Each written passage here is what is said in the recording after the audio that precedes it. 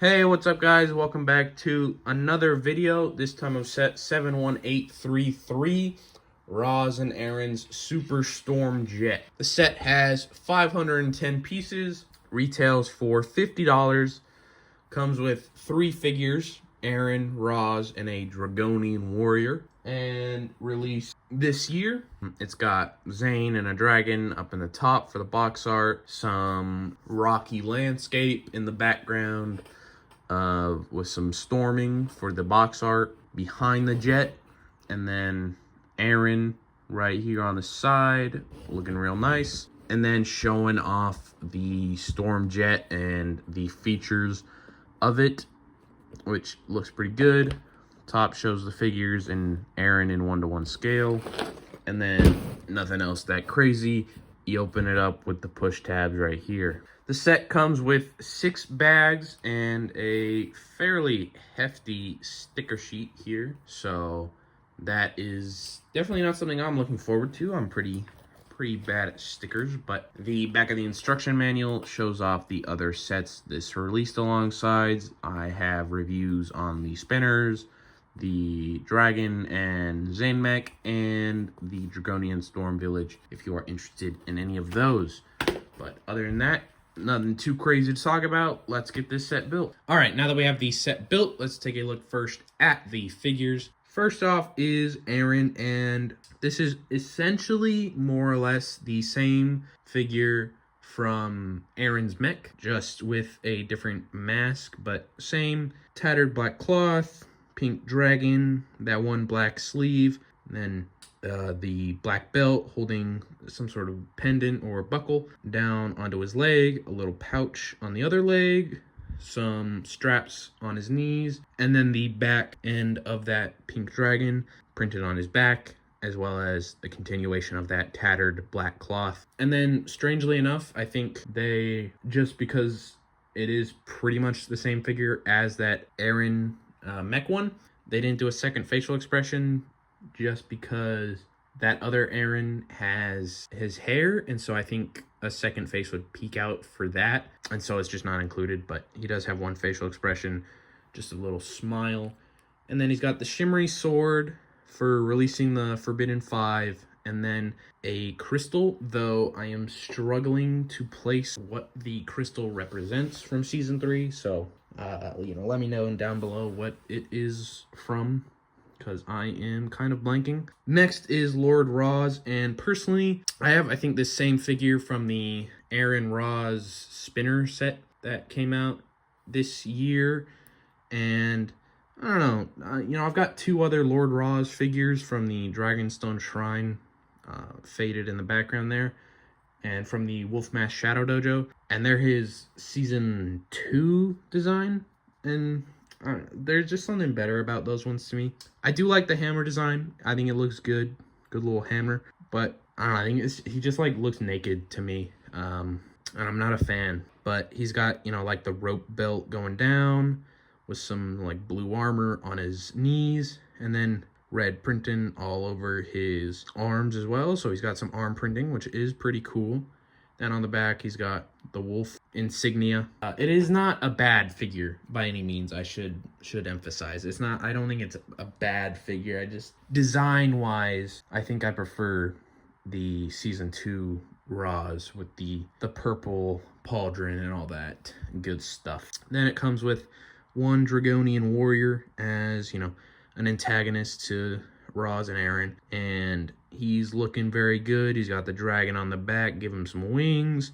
He's got that metal plating all down his front, some scales on his knees, claws on his feet, and then very angry facial expression underneath the dragon helmet, and some flamey scale detail on the back of his head. And then it actually comes with a second little dragon. So, obviously you can have it fly around as its own little dragon, but also, if you happen to have some Dragonian warriors and you want to give them the dragon, give them some wings, that is an option for you with this set. So that's pretty nice. All in all, some very good figures. So let's take a look at the set. This is a very, very beefy jet. Very, pretty good one. The only thing I will say I'm not a fan of is right on the back here, Roz gets like his own detachable little ride. And I don't think it's horribly designed or anything. I think on its own, like, if this were like a $10 set or something, just to give a few figures and have a little glider for one of them, I don't think it'd be bad. However, I think when included with this jet, I just think it kind of makes it look worse than if it was like just this with maybe a little more of a different kind of back attachment. I don't know, it just kind of clashes with, you know, all the orange and blue, and then you've just got this little weird dragon thing strapped on the back that doesn't quite match. I also think it makes it a little harder to grip. Obviously not crazy harder, you know, there's still plenty of places to grip this jet up. It's a pretty sturdy build. I think you can even hold it by the wings here, though it is putting a bit of stress on them, so I wouldn't recommend that, but you can. You can still obviously hold them back by the engines and swoosh the jet around, you know. It still does good. I just think it would be more natural without it, you know. You can grab it up by the middle and it feels a little more natural. That with this here doesn't have the option. Obviously, it is Lego, so if you choose to just not have it, you can do that. You could, modify, do something else, but that is my one little complaint, really. Also, the stickers were just kind of, I don't know, I think I just get more like frustrated with stickers every year.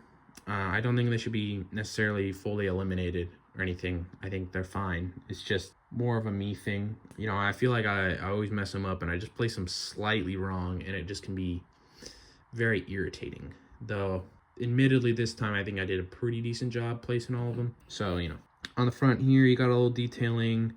Each wing is the exact same on sticker detailing. Got some like, I don't know, armor plating or something, or afterburners, and then some intakes or something. It would look like would be my guess. Then on the sides there, more of the same thing, and some little like warning labels right up here. And I think that's pretty much all of them. The cockpit, obviously folded up, and Arin can be placed in there pretty easily. You just got to put him in a seated position. Though it is certainly an interesting choice to just go full studs. Obviously, a lot of not only obviously jets, but mechs and any kind of vehicle generally goes with like 2 stud connections, so that you can easily remove the figure. But I suppose it is a bigger cockpit, so it shouldn't be that much of an issue. The cockpit is also another removable part here, so I think you just gotta grip it the right way and it pops right off. So, little escape jet sort of the deal, escape pod essentially, little feature. And then there is a secondary cockpit right underneath that dragon, so Roz or Arin could still pilot the ship with the first cockpit gone. So removing the dragon glider thing, there is this one, pops off really easily. There's only 2 stud connection, so it makes it real simple to remove. And then it is got one little stickered panel right there, and then this one does go for the 2 stud connection, probably because it's a slightly harder cockpit to get into and grab a figure out of, whereas this one is a far more open. That would be the reasoning why, I'd assume. The wings, the top 2, are posable to a degree.